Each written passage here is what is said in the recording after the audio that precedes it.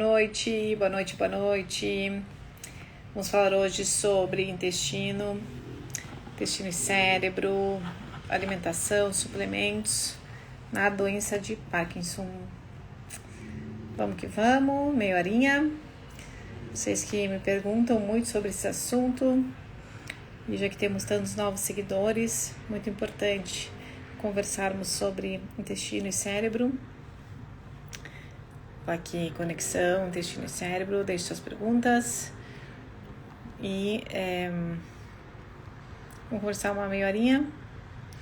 Intestino e cérebro. Ótimo. E vou falar com as nutricionistas, logicamente, né? Porque, no final das contas, quem entende de nutrição são os nutricionistas. Enfim. Boa noite, Orlete, Marcela, boa noite, Maura. Então, vou falar com a Maura hoje, com a Mariana, duas nutris que, inclusive, estão fazendo um livro sobre nutrição e Parkinson, que acho que vai ser do interesse de muitos de vocês.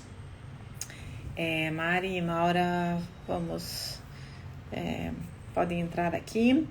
E hoje vamos falar um pouquinho, eu postei uns tempos atrás sobre aquele filme da Netflix, sobre o intestino, que fala sobre a microbiota, por que é tão importante, fala a relação, né, com as doenças. Fala isso nesse documentário, que é super bacana. Se fala também sobre o transplante fecal, se fala o porquê que você tem que se alimentar adequadamente.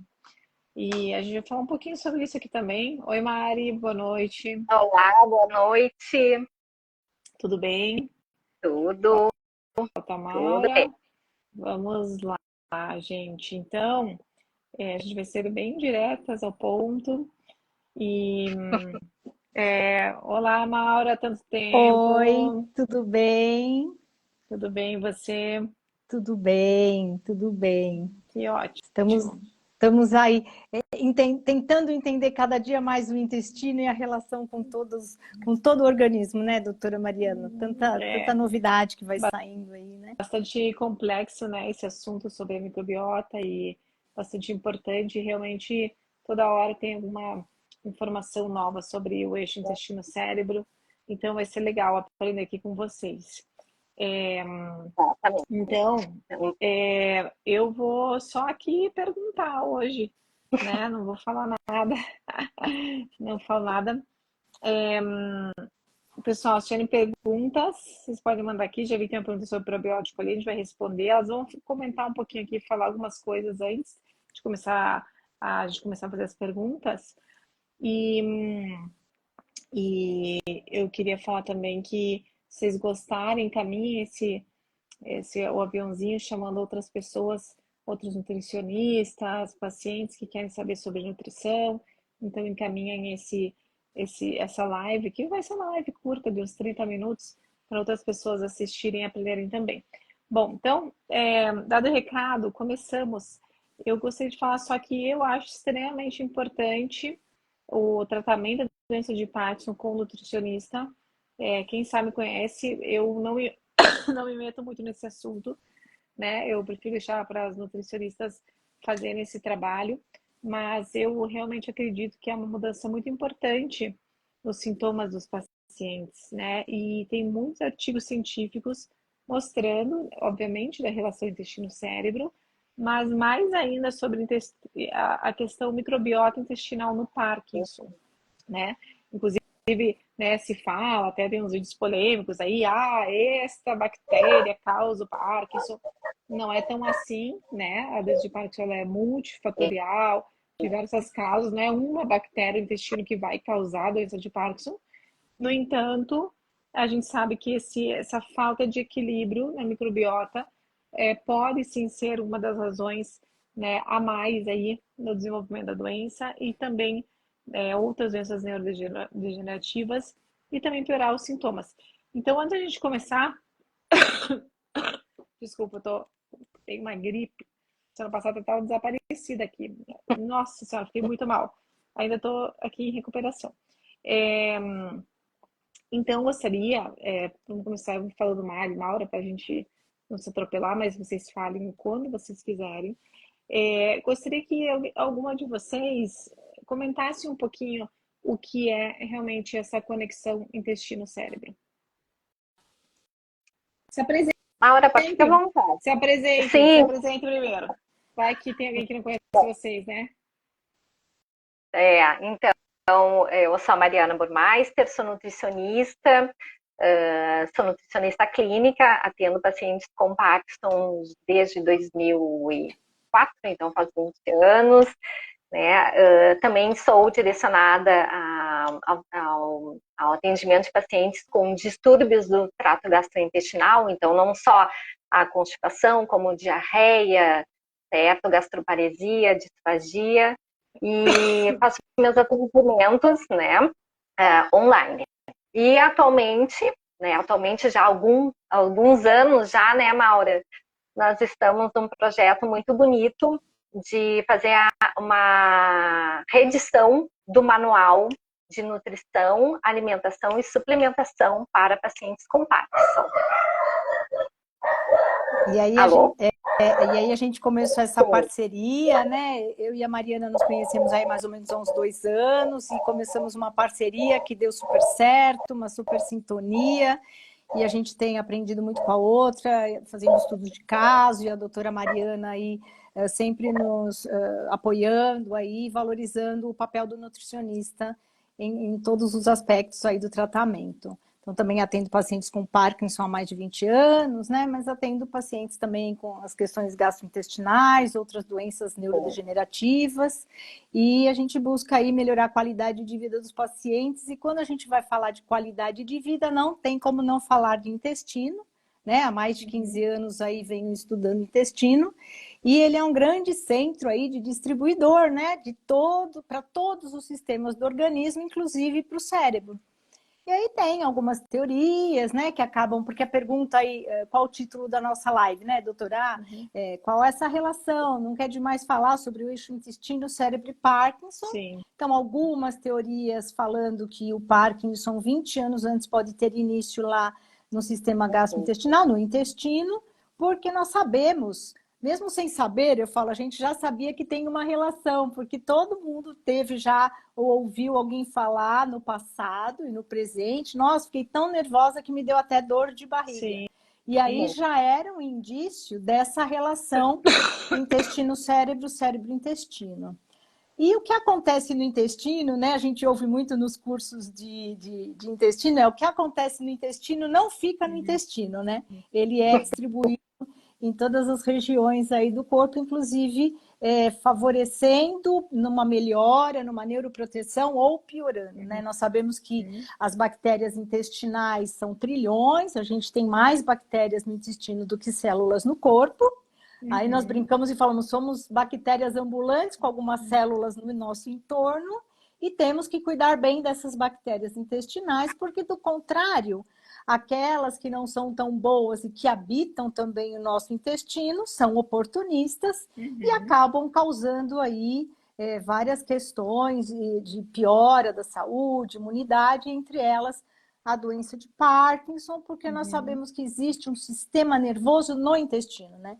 Então, a gente fala sistema nervoso central, Parkinson é uma doença do sistema nervoso central, porém, existe o sistema nervoso entérico, ou seja, no intestino, ele é todo enervado, e é onde ele faz essa comunicação via aí um artista principal, e esse artista principal é o chamado nervo vago. Então, ele faz uma comunicação de ida e vinda do intestino e seria aí uma das possibilidades aí de causar, mas não só como a doutora já falou, né, Mari? Isso, exatamente. E é interessante a gente comentar também, como a Maura comentou, dessa relação da conexão intestino e cérebro, é a importância de tratar a constipação no paciente, né? Normalmente, na prática clínica, a gente verifica, né?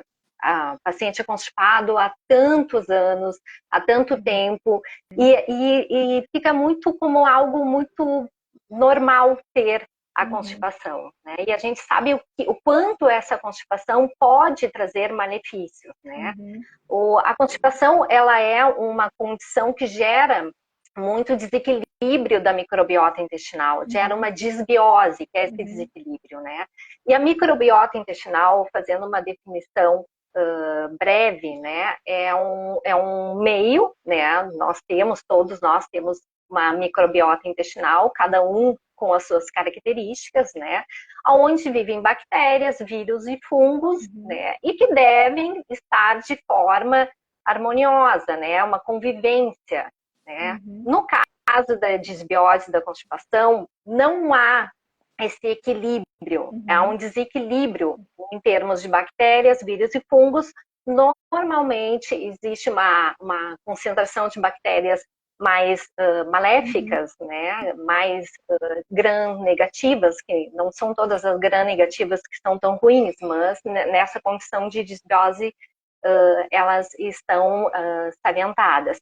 E isso pode, né, favorecer uma redução do muco, que é a camada protetora do intestino, favorecendo também possibilitando essa permeabilidade intestinal, esse aumento da permeabilidade do intestino.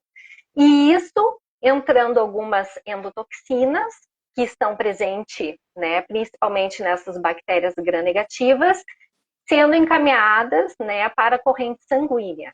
Claro que ao chegar na corrente sanguínea gera todo um sistema de defesa do nosso organismo, mas, né, pode dar início a uma inflamação de baixo grau, podendo gerar a neurodegeneração, neuroinflamação, tá? Então, por isso que é muito importante a gente tratar a constipação. E tem estudos relatando também que com a melhora da constipação, os pacientes apresentam melhora dos sintomas motores e não motores, né? Então, tem muitos estudos ainda para serem realizados, mas nós já temos, né, alguns artigos comentando essa questão.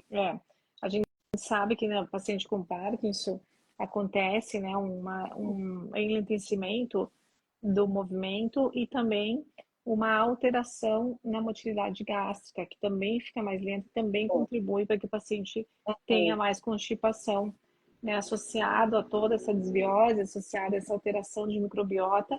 E a gente sabe que quando o paciente tem essa constipação, o medicamento também não funciona adequadamente. A absorção dos nutrientes também não são realizados da maneira correta, né? Então, é super importante a gente tentar melhorar essa constipação através, primeiramente, de alimentos, né, que é o mais importante, de água, ingestão de água, às vezes óleo mineral, azeite, às vezes medicamentos, enfim, sempre que o paciente tem essa constipação, passar com um nutricionista para a gente começar da base e tentar ajustar. Alguns pacientes têm realmente essa constipação muito grave, que a gente precisa, assim, né, começar com algum medicamento ou alguma questão em conjunto, mas isso é taxa, né? A gente vê no dia a dia, eu acho que 100% dos pacientes, pelo menos eles falam que vão um dia sim, um dia não, ou cada 2 dias, 3 dias, 4 dias, né? Mas assim, são poucos os que me respondem, eu vou no banheiro todos os dias. E eu pergunto para todos os meus pacientes, né? Então, acho que essa é uma importância, a gente mudar os hábitos de vida, da alimentação, do sono, do exercício físico, faz parte do tratamento. E aqui a gente está falando, né, mais essa parte da microbiota. Falado então isso, né, que vocês comentaram aqui um pouquinho, qual seria então, tem algumas perguntinhas aqui que acho que a gente vai falar também depois, tá? Tem a ver com o que a gente está comentando aqui. Quais seriam então, quais seriam as alimentações, os alimentos adequados para esses pacientes que têm a doença de Parkinson? O que não pode faltar, digamos, na dieta desses pacientes para melhorar, né, ou para tentar equilibrar essa microbiota intestinal? Os maiores estudos com alimentação, pensando em pacientes com doença de Parkinson, aí a gente tem que extrapolar para qualquer outra questão, tanto de prevenção, tanto tratamento como promoção à saúde. É a dieta de padrão mediterrâneo, que é uma dieta que tem um padrão anti-inflamatório, Porque nós temos pesquisas que mostram a dieta padrão ocidental, um dia que a gente come só fast food, já existe aumento de citocinas pró-inflamatórias. É lógico que em 30 dias, em uma semana, na maioria dos dias, o que seria essa dieta padrão mediterrâneo?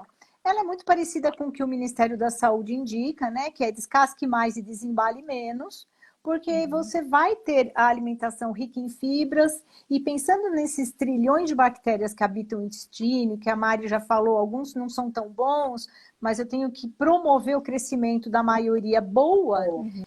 Quem faz isso? Os alimentos ricos em fibras, que são verduras, legumes, frutas, o que não existe nos alimentos industrializados. A gente tem que tomar cuidado, porque mesmo quando você pega lá torrada integral, você vai olhar o que tem de fibra, dá vontade de dar risada, porque é quase nada, né? Então não dá para pensar que na hora que eu como um pão integral, uma bolacha integral, isso é comparado a uma fruta, a uma verdura, a um legume, que vão ter, além de tudo, e isso vai estar no nosso livro, né, Mari?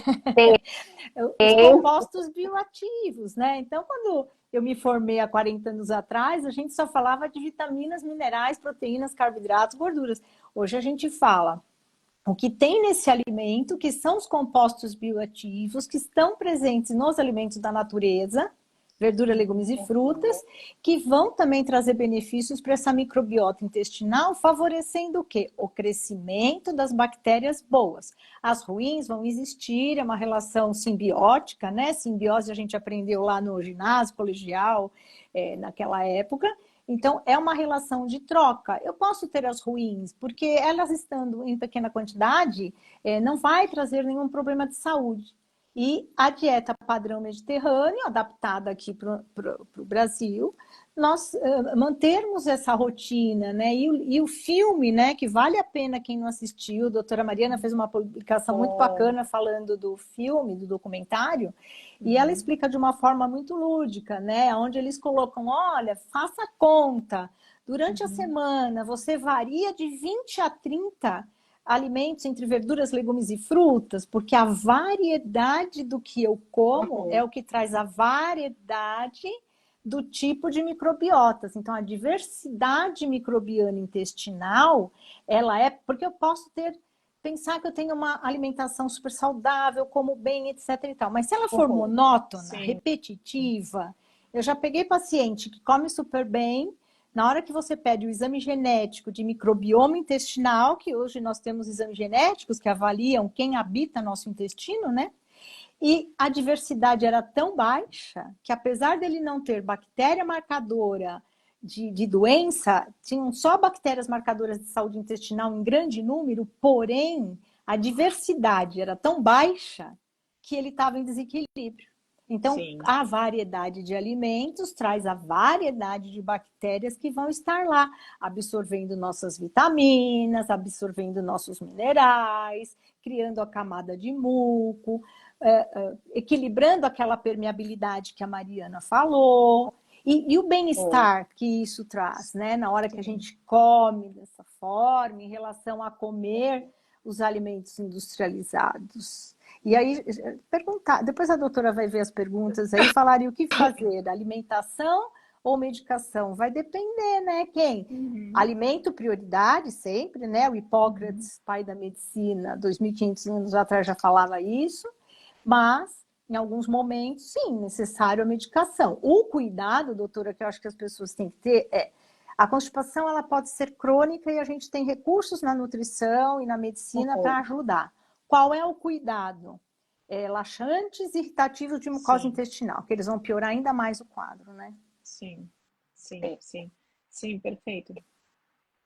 E o que eu percebo muito na prática clínica quando o paciente, obviamente, tem a constipação, algumas estratégias básicas, né, de orientar o paciente antes, né, de ele, ou muitas vezes ele já chega com prescrição de laxantes, até eu faço a pergunta para o paciente: o senhor ou a senhora já tentou aumentar a ingestão de água, mastigar bem os alimentos, modificar a sua alimentação?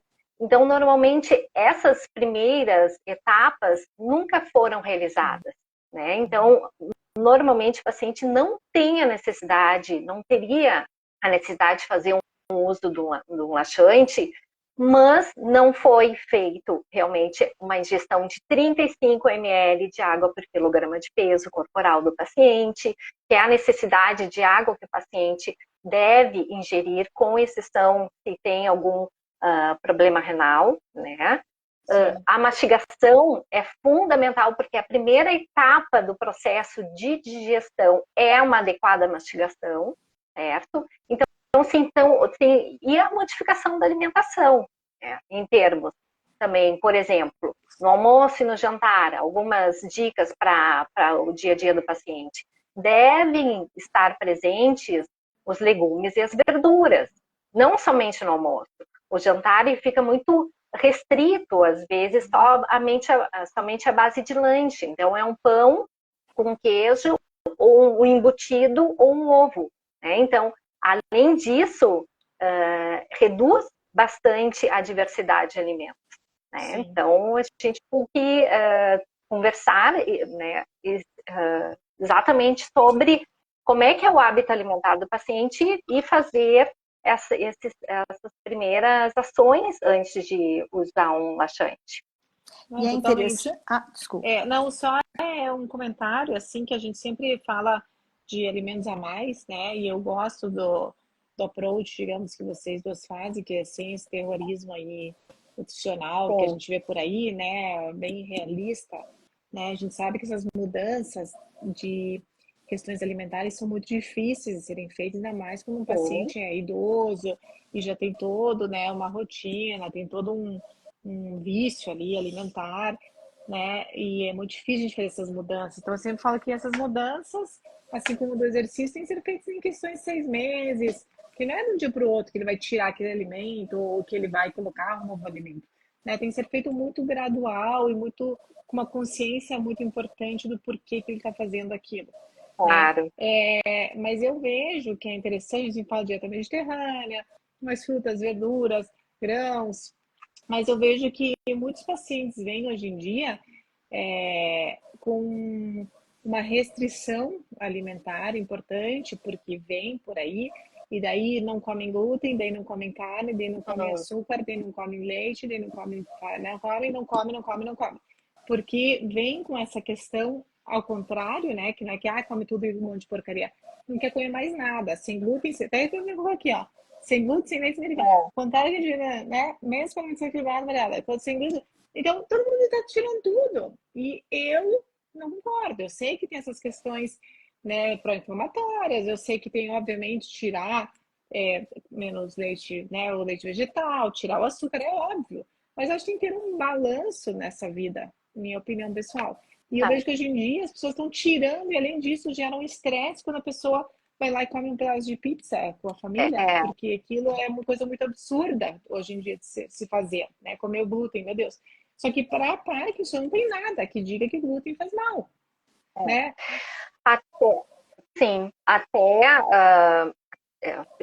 Até uma questão que eu queria comentar, depois eu deixo a Maura salientar, obviamente. Se a gente olhar a dieta de padrão mediterrâneo, todos os estudos e como ela é composta, em nenhum momento ela retira o glúten e o leite, tá? O que ela orienta, né? Trabalhar com carboidratos que sejam a aveia, o arroz integral, a batata, né? Depois os legumes. Em termos de lácteos, ela dá preferência ao iogurte, dois ingredientes, que é o iogurte mais natural possível, e o queijo branco, mas em nenhum momento ela restringe ou orienta o paciente a evitar. E só algo que eu acho muito preocupante é, eventualmente, provavelmente a Maura também, né? A gente recebe pacientes idosos que perderam muito peso e perdem massa magra porque retiraram o glúten e o leite sem nenhuma orientação, porque verificaram, leram isso através de uma fonte, e no momento que você retira, se o paciente tem alguma intolerância, alguma hipersensibilidade alimentar, no momento que você retira, você tem que colocar outro alimento, senão ele vai perder peso. E o paciente idoso com emagrecimento é um risco, porque ele não perde massa gorda, ele perde músculo. Sim. Né? Então é algo que a gente tem que ficar bem atento em relação a isso e sempre procurar um profissional para fazer qualquer modificação Concordo. na alimentação. Exatamente. E a gente tem que lembrar que nem tudo é para todo mundo. Então, não é a receita do vizinho. Para o vizinho, a receita dele pode ser que naquele momento foi importante para ele por alguma questão. O que eu vejo assim, às vezes, é um excesso da ingestão de farinha de trigo, não é a questão nem do glúten, porque o sem glúten é uma farinha branca também que pode impactar negativamente pela falta de fibra na microbiota intestinal, que precisa de fibra para ter um pH melhor, para ter uma digestão melhor e, consequentemente, a absorção do nutriente. O que eu vejo que é bem interessante, que hoje a gente tem condição de forma mais fácil, é o pão de fermentação natural. Ele vai ser melhor para a microbiota intestinal, porque ele vai agredir menos essa microbiota intestinal, é algo mais natural, então aquele pão fermenta mais de um dia, e isso é bem interessante. E assim, pensando em intestino, como fazê-lo funcionar, já que a gente falou que a constipação é um problema, piora os sintomas motores, e é fato, a gente não precisa nem ver em estudos, porque é o que o paciente relata na própria consulta, né? Como ele se sente pior, parece que nem toma medicação quando ele está com o intestino muito preso. É caprichar no café da manhã. Então, o café da manhã é a primeira refeição pós um período de jejum do aparelho digestório. E tem estudos mostrando que é o principal momento de ativar o efeito que a gente chama efeito gastrocólico. É estimular o movimento do intestino. Então, acordar e beber um copo de água de 300 ml é até legal, porque normalmente o paciente vai fazer a primeira dose do Prolopa. Se ele ingerir com mais água, ele vai ter uma absorção melhor quando ele bebe um copão de água com esse Prolopa. Então, a água já pode estimular esse peristaltismo em jejum.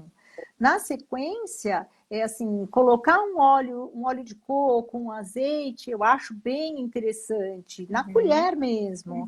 E naquela refeição, eu tenho que ter uma fruta, eu tenho que ter um machinho, um farelo de aveia, eu posso ter até um pão francês, mas olha, eu comi a fruta, coloquei um farelo de aveia e comi uma fatia do meu pãozinho.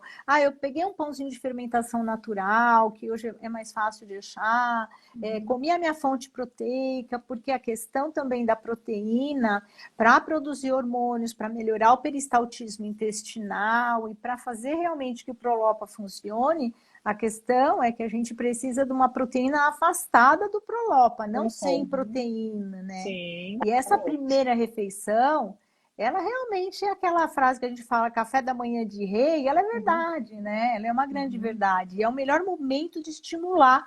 Porque café com leite, pão com manteiga, ele pode até se encaixar, mas eu tenho que pensar o que eu vou colocar de fibra, o que eu coloquei de água. E a gente tem estratégias de sucos laxativos, de colocar uma fruta digestiva. Então, a gente tem 3 grandes frutas digestivas que facilitam o funcionamento intestinal, que é o abacaxi, que tem a bromelina, que é o mamão, que tem a papaina, que é o kiwi, que tem a quitinidina. Então, as enzimas...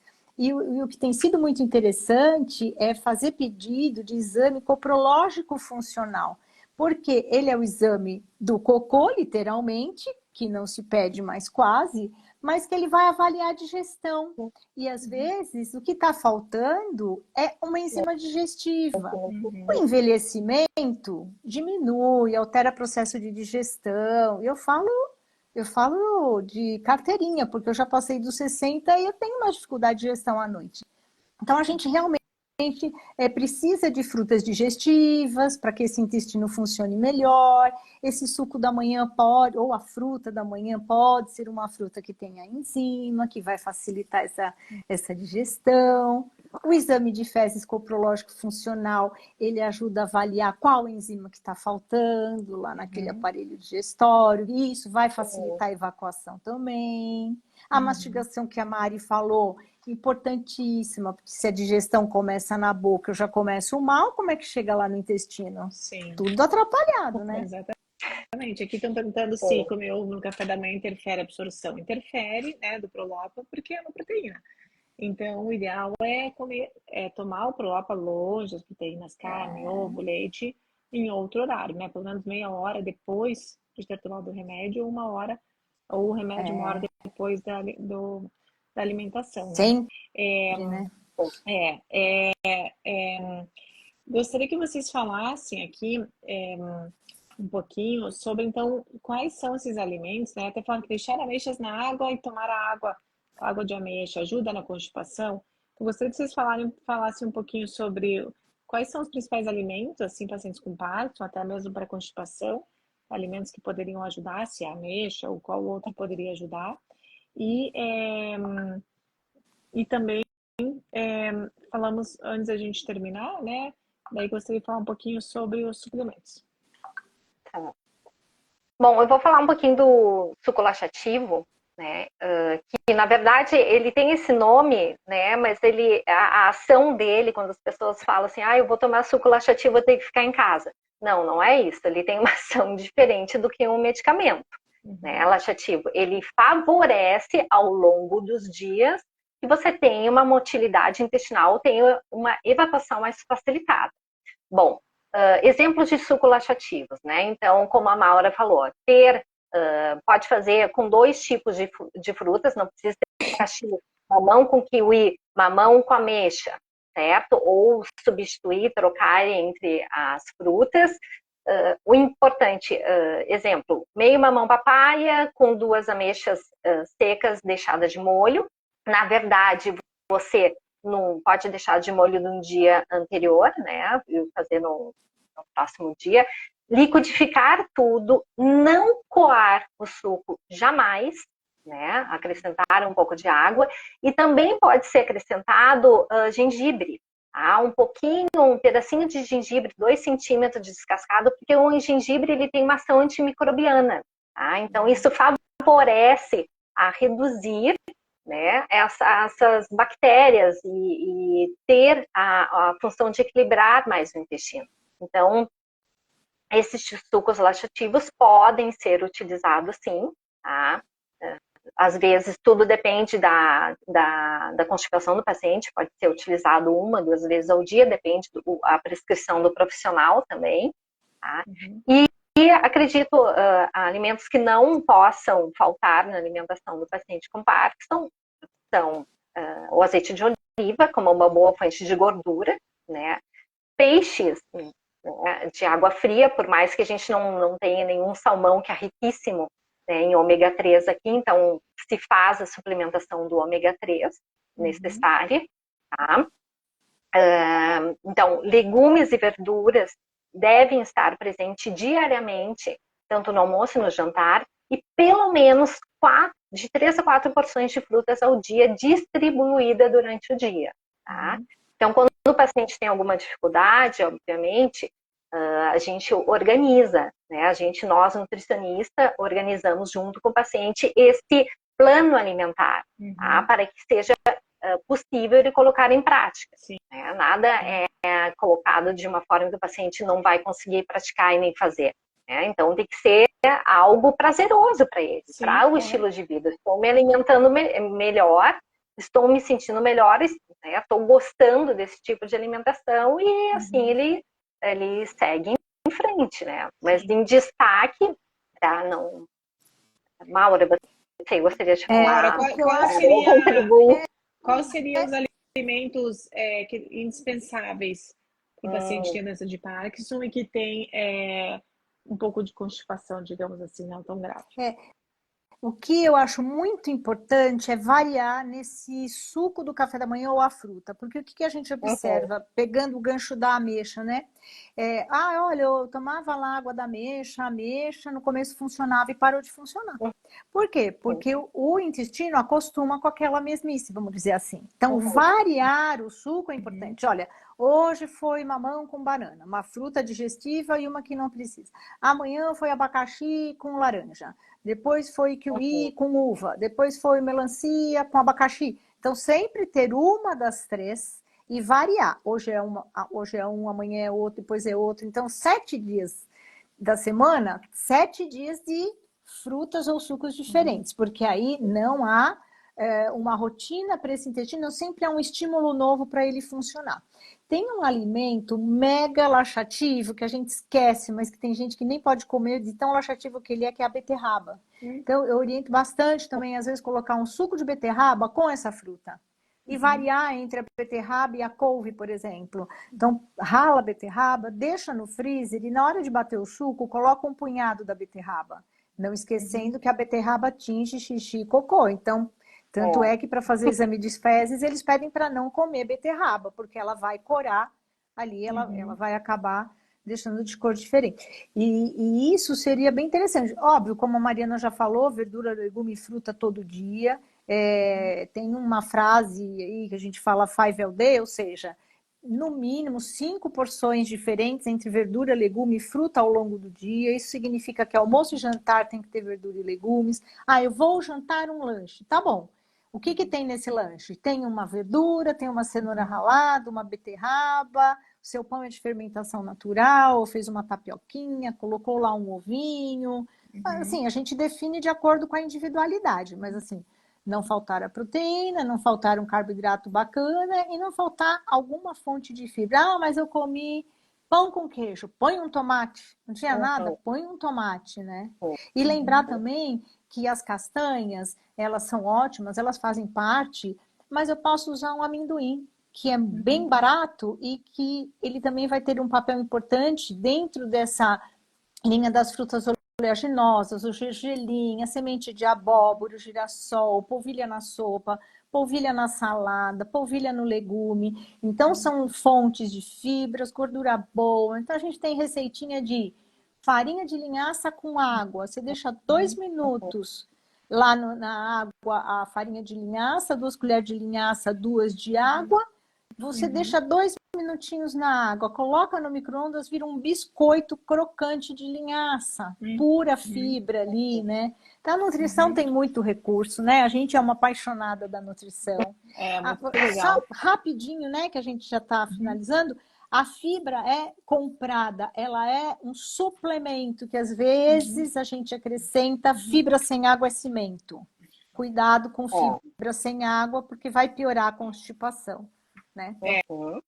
Não, e é que estão perguntando, acho que só para responder a questão da proteína e do Prolopa, realmente a proteína, quando o paciente come a proteína e toma o Prolopa ao mesmo tempo, o organismo ele tem uma competição, ela pega uma proteína, proteína e Prolopa, e acontece que o efeito daí do Prolopa, só do Prolopa, não dos outros medicamentos dopaminérgicos, é o Prolopa o problema, ele reduz a sua eficácia. Então, o ideal é tomar o remédio e depois de meia hora ter alimentação com a proteína, porque meia hora o paciente estava, digamos, em jejum, já é absorvido esse medicamento, o paciente pode comer. Se o paciente come, o ideal é que depois ele come, depois de 1 hora que a gente espera essa digestão. Mas eu sempre falo, né, a maioria das pessoas, assim, para simplificar, fala 1 hora antes, 1 hora depois. Porque às vezes 1 hora antes, 1 hora depois, está ficando muito complicado para o paciente que toma muitos Prolopas. Então, a gente tem que de novo individualizar. E eu sempre gosto de falar, se você vai lá e você vai tomar um café com leite, claro, o leite vai ter a proteína, mas é um café com leite mais nada, pense quanto tempo que vai ter a digestão desse leite. Uma meia hora é suficiente, um café com leite, meia hora é suficiente. Se você vai numa churrascaria na hora do almoço, se você comer linguiça, coração de galinha, 5 pedaços de bife, você vai ficar 5 horas. Então não adianta essa regra de 1 hora, 1 hora. É isso. A gente tem que tentar distribuir proteína durante o dia em pequenas porções, porque ele não vai interferir até para as próximas doses subsequentes. Então, é isso que você tem que pensar. Então, eu acho que os pacientes se preocupam muito, né? Até perguntaram mais aqui, quanto tempo? 1 hora, meia hora, 40 minutos. Gente, pensa mais ou menos o que você está ingerindo. Um pedacinho de queijo? Pô, meia hora tá bom. Um pedaço de carne, um frango, tá, espera talvez 1 hora. Então, pensa que aquela proteína tem que ser digerida antes do medicamento. Então, por isso que eu sempre gosto, né, de dar antes. Então, seja antes e depois. Então, você toma 7, 7h30, toma café. Toma às 11, meio-dia, almoça. Toma às 3, às 4 horas, você toma café. E assim, consequentemente, né? Então, mas sempre pensar um pouco o quanto de proteína que você está ingerindo. Porque, realmente, se for na churrascaria que muitos pacientes vão, eles vão ficar, talvez até o outro dia, com piora dos sintomas, porque o medicamento não funcionou bem. Isso acontece. existe paciente, alguns poucos pacientes, isso tem que ser orientado. Então, a gente está dando uma informação e tem que ter cuidado, porque não é para todo mundo sair fazendo. Eu tenho medo da informação que eu vou falar, mas eu vou deixar bem explicadinho. Então, assim, tem pacientes que a gente acaba precisando colocar proteína só nas pontas do dia. Porque não dá, ele trabalha, ele tem uma vida mega ativa, colocou proteína na hora do almoço, ele não funciona. E aí a gente calcula no papel, vê a necessidade proteica dele, distribui em outro horário e põe nas pontas, café da manhã e jantar, e ele vai passar melhor no dia. Mas isso é calculado, pensado com o nutricionista, não é tirar proteína, não é aleatório, né? Exatamente. E assim, eu acho importante, né, esse acompanhamento. Eu falo assim, o nutricionista, ele tem que fazer parte do tratamento do paciente com Parkinson. Se ele está bem, ele vai ver o nutricionista uma vez por ano.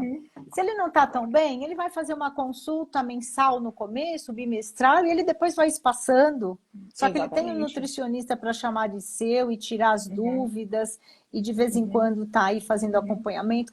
Tem muito suplemento, né? Podemos fazer outra live de suplemento de novo.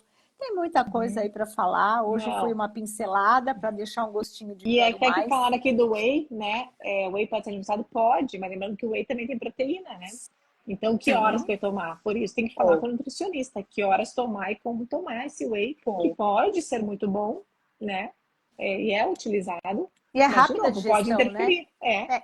E ele é uma digestão bem rápida, o whey. Então, é uma opção legal em alguns momentos aí para completar o colágeno. Perguntaram do colágeno. Colágeno para intestino, de body balance, que é para ganho de massa muscular, ele é maravilhoso para melhorar muco intestinal, o muco protetor lá das nossas células intestinais. O colágeno é bárbaro. E aí até vou me adiantar, doutor, e falar. Eu sei que ficou muita pergunta sem respostas. Nós deixamos aí na divulgação da live o arroba de cada um. Então, pode entrar nas nossas páginas e perguntar o que ficou pendente. Vai ficar salvo e vai ficar ali nos comentários. Vocês podem entrar ali, que vocês vão estar também na live, né? Então, vai aparecer para vocês, aí vocês respondem. E a creatina pode tomar, né? Eu acho que a creatina é uma boa aliada também, não para todo mundo, né? Maravilhosa. Mas as pessoas têm medo de tomar, mas eu acho que funciona, pode ser usado. Até uma questão que eu queria comentar, doutora Mariana, a senhora, desculpa, você me fala quando disser, olha, vamos encerrar daqui a 5 minutos. 10 minutinhos. Porque, então, em relação aos suplementos proteicos, né, temos o whey protein, mas também, atualmente, tem as proteínas veganas, tá, que elas são ótimas, assim, de boa digestão. O que é uma proteína vegana? É um suplemento similar ao whey protein, só que não é feito do leite, certo? E é feito da proteína isolada da ervilha, ou do arroz, ou da amêndoa, que são suplementos, né? Também tem um sabor de baunilha, né? Que você pode utilizar como um suplemento nutricional em alguma refeição, tá? Então, é uma outra estratégia que a gente pode utilizar para o paciente. Assim como o colágeno, como a Maura falou. O colágeno, ele também entra, né, a quantidade do colágeno, normalmente 15 gramas, 14 gramas, ele entra na contagem de proteína do paciente durante o dia. Né? E o colágeno, além de ele favorecer essa síntese, aumento da massa muscular, se, obviamente, o paciente fizer uma atividade física, ele favorece também o intestino, tá? Inclusive fortalecendo as tight junctions, que são as junções fortes da parede do intestino, né? Da barreira intestinal, recuperando, né? Diminuindo essa permeabilidade, né? Reduzindo essa hiperpermeabilidade intestinal.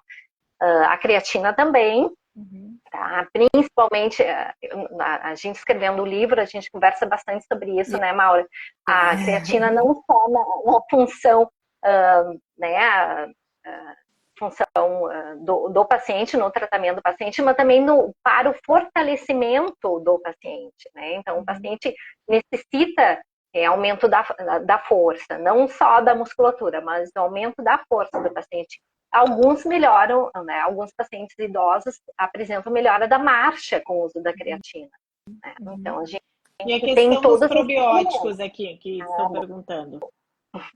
É o Prebióticos, probiótico. probióticos. É A para gente todo mundo? sabia que essa pergunta ia vir. Era a pergunta esperada, que demorou, né? Assim, enfim. Sim. A gente fala assim, não adianta não arrumar a casa, que é o intestino. Quando você vai adubar uma terra, você não joga semente numa terra não adubada, porque não vai dar em nada, você só vai gastar dinheiro. Então, o probiótico, ele faz parte do tratamento depois que você arrumou a casa. Então, primeiro a gente dá uma melhorada na alimentação, diminui farináceos, faz essas estratégias que a gente está falando até agora, entra com fibra pré-biótica, se precisar. Os alimentos são pré-bióticos. Os alimentos com fibras têm um papel pré-biótico porque ele aumenta bactérias boas, né? Aí eu posso, às vezes, dar algum suplemento de fibras, depois, o suco laxativo, né? Depois a gente pode entrar com o probiótico, sim, porque ele vai ajudar. Ele não é o começo de tudo. Antes, doutora, era o começo. A gente não É, sabia direito Uhum. e pisou no consultório probiótico. Agora mudou, a ciência vai mostrando os outros caminhos, o que é mais assertivo, o que é menos. Então, o probiótico entra num outro momento que não vai ser o primeiro. E uma coisa que a gente não pode esquecer, né, Mari, de falar, e que a doutora já falou aí no momento, acho que do começo da live, o sono é extremamente importante para a microbiota intestinal, não só para a microbiota, né, porque é ele que vai fazer uma faxina ali, de mandar embora as células que a gente precisa regenerar, etc e tal, aprofundar no sono REM, etc. Mas, se eu não tenho um sono bom, eu vou piorar a microbiota intestinal. Eu vou alterar a população microbiana naquele ambiente, né? Não, e assim, a microbiota intestinal, ela não é só alterada, né, modificada através dos alimentos, que grande parte, mas como você falou, ela se altera por uma questão de sono, ela se altera pelo teu exercício, quanto exercício físico que você faz, altera pelo teu estresse, altera até mesmo pela temperatura de uma comida, pela temperatura. Então, assim, tudo está relacionado e a gente modula, digamos, essa microbiota intestinal através de outros hábitos de vida também. E, de novo, é o equilíbrio entre essas bactérias, e aí que vem o X da questão dos probióticos. Existem muitos estudos com probióticos e Parkinson, e realmente eu acho que a pergunta é qual é a bactéria específica para o Parkinson? Quais cepas, quais são a combinação de probióticos que seria adequada para o paciente X, Y ou Z? E a gente não tem essa resposta. Eu discuti muito isso até com o professor Mário Pereira, né? A gente falou muito sobre isso, para a questão, né, que às vezes você compra um probiótico, tem 8 cepas, tem 9 cepas, tem 10 cepas. E, por exemplo, eu estava na Alemanha, tinha um com 30 cepas. Eu falei, não, pô, comprar o que tiver mais cepas talvez seja melhor. Não, talvez não seja melhor para mim. Então, isso ainda, de novo, é algo tem que ser muito individualizado e a gente ainda não sabe. A gente sabe que o equilíbrio é a melhor questão, né? Por isso que às vezes a gente faz estudos da microbiota intestinal e tenta ver. Mas mesmo assim é muito difícil, porque ela se modifica o tempo inteiro. Como a gente acabou de falar, modifica pelo sodão. Hoje, se precisa de mais daquilo, amanhã se precisa de outra coisa. Então, como é que você vai tomar aquele probiótico? Então, minha opinião pessoal, eu acho que é algo que pode ajudar, mas eu considero algo um pouco difícil de realmente ser bem acertado. A gente sabe que a maioria dos probióticos, obviamente, tem as bactérias boas, que a gente tenta aí dar uma reequilibrada, mas quais seriam mesmo? E realmente para aquela pessoa. Então, acho que em algum momento, talvez a gente vai entrar numa era aí um tratamento totalmente tailoring, né? Totalmente individualizado e bem específico para cada pessoa, acredito eu, e que daí sim, talvez faça mais sentido. Mas eu acho que, né, mal não faz, mas deveria ser sempre indicado por um nutricionista. Às vezes pode dar mais flatulência, querendo ou não. Sim. Também é algo que você está, né, colocando bactérias para dentro. Você pode sentir mal, pode sentir estufado. Então também não é tão simples assim, né? Por isso tem que ser sempre bem recomendado por um nutricionista. Eu não indico para todo mundo, né? Eu acho que pode ser algo interessante. Os estudos mostram que pode ser algo interessante. Mas, de novo, como a Maura falou, a gente tem que limpar a casa antes. Sim. Antes de a gente colocar as bactérias lá dentro, né? Tem que dar o prebiótico, tem que comer bem, tem que fazer o exercício, tem que dormir bem, para depois a gente colocar algo a mais, né? Com certeza. E assim, eu vi que passou uma pergunta falando, o sono, minha pedra no sapato. E Uhum. hoje, assim, quando você estuda neuronutrição, a gente tem muitos recursos na nutrição, com determinados nutrientes que favorecem o Sim. sono, porque dá uma reequilibrada. Então, assim, não dá nem para falar muito, isso pode ser uma outra live, a É, gente a falando gente do tem sono. a gente deveria fazer live todo mês, eu falo sério. Ah, Claro que não pois é. dá, nunca Não dá, dá, né? a gente A última não foi um ano consegue. atrás. A gente não Passa muito consegue, rápido mesmo. mas são assuntos extremamente importantes, interessantes, né? Até eu queria falar aqui, antes de terminar, duas coisas. Realmente, pessoal, as perguntas que ficaram aqui, se vocês têm curiosidade, deixa aqui na live e a Maura e a Mari vão responder, vocês vão ter as respostas. E a outra, eu queria que vocês falassem do livro de vocês, que vai sair em breve, né? Que eu tô sabendo. Como que vai ser esse livro? Onde que as pessoas vão conseguir esse livro? A gente faz uma live, obviamente, aí de lançamento, podemos fazer. Mas conta um pouquinho sobre o livro de vocês.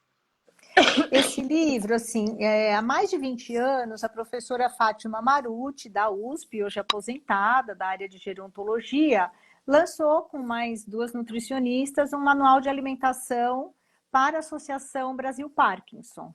E esse livro foi patrocinado por uma indústria farmacêutica e ficou disponível. Só que mais de 20 anos depois, naquela época não tinha nem se descoberto o genoma humano decodificado, então muita coisa mudou.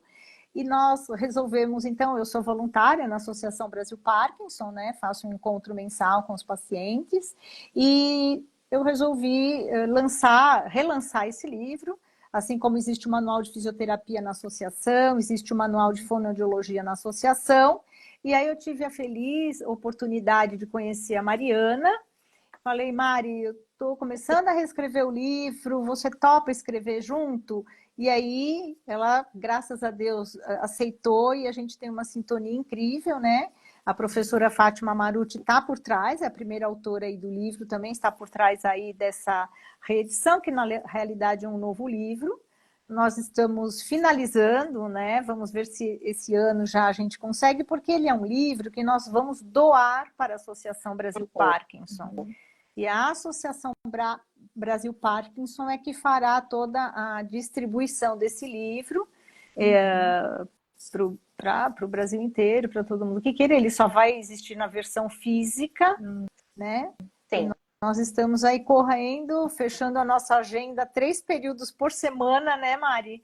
Para dar conta de acabar o mais breve possível aí esse livro. Fala um pouquinho também, Mari. Isso, e é um livro, como ele tem como título, né, Nutrição, Alimentação e Suplementação no Parkinson, né? E é um livro que é voltado, obviamente, para pacientes, cuidadores familiares e também para profissionais, né, da área da saúde que queiram entender melhor, né, a questão da alimentação. Então, não é até na hora de escrever, a gente cuida muito para não utilizar muitos termos técnicos, obviamente, e quando a gente utiliza, a gente define qual é o significado do termo técnico, mas que seja um livro gostoso, né? Então, que dê alternativas para o paciente.